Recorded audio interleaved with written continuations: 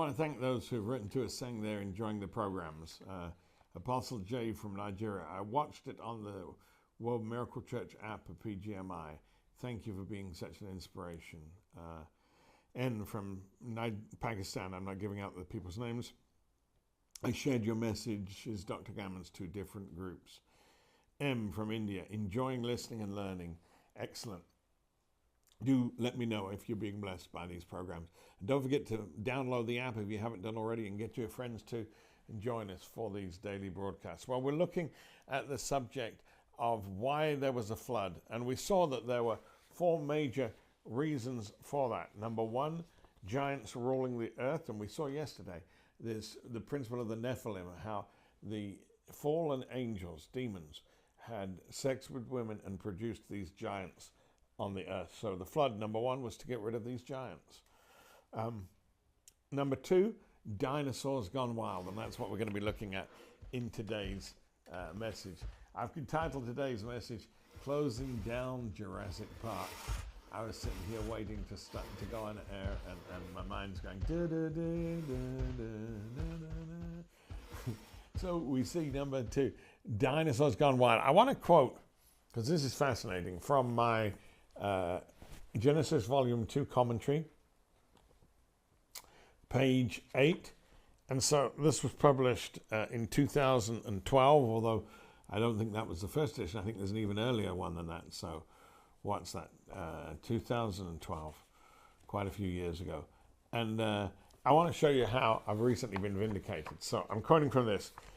Nature gone wild. Most think of the flood in the context of wiping out wicked humanity. However, I believe the major cause was to eliminate the aggressive larger creatures which we today call dinosaurs. I'm pausing from my quote here and just saying, some people say, oh, dinosaurs have gone.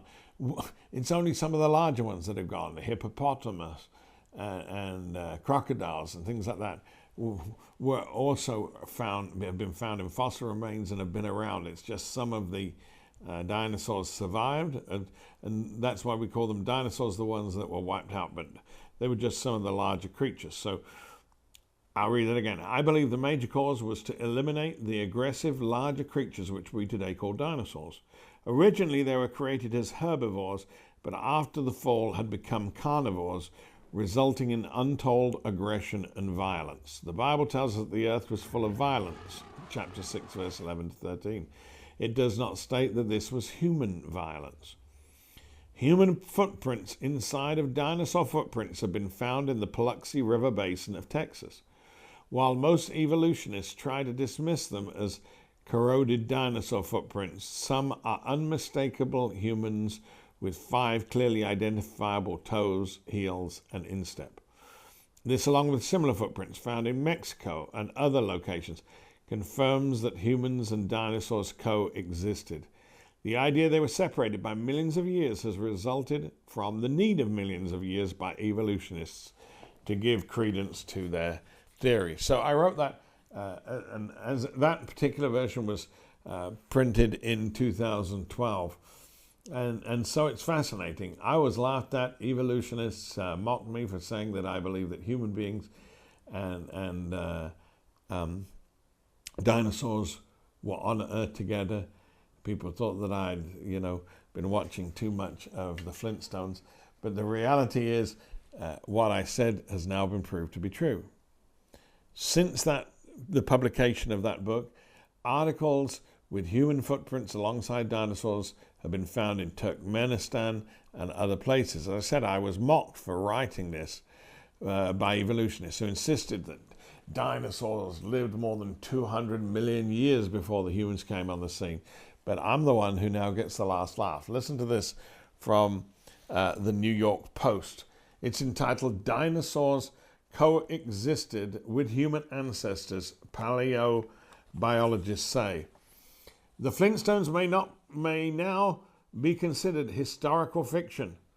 An in-depth analysis of the fossil records from placental mammals, the group including humans, dogs, bats, has provided researchers with the answer to the long-debated question, paleobiologists looking at statistical analysis of the fossil records to come to the conclusion that placental mammals did in fact exist to the catastrophic end. The team discovered that primates, open brackets, the human lineage, close brackets, Lagomorpha, open brackets, rabbits and hares, and Carnivora, open brackets, dogs and cats, evolved right before the mass extinction. So now they're saying that what I said is true, that dinosaurs and human beings were on the earth together. I'm reading now from the deputy science editor for the Daily Mail, Xantha Leatham. This is from the Daily Mail, the British newspaper, the Daily Mail, from 27th of June, 2023. Human ancestors did live with dinosaurs.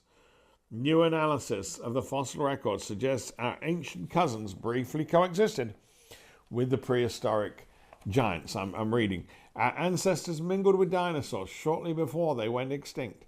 According to a new study, now an in-depth analysis of the fossil records firmly provides the answer that our ancestors coexisted with dinosaurs for a short time before the reptiles went extinct.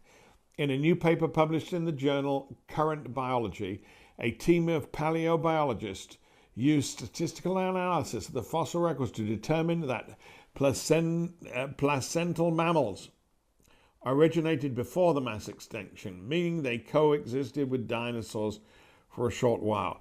Primates, the group that include the human lineage, as well as Lagomorpha, rabbits and hares, and carnivora, dogs and cats, were shown to have evolved just before the mass extinction, which means our ancestors were mingling with dinosaurs. Let me read it again. Daily Mail.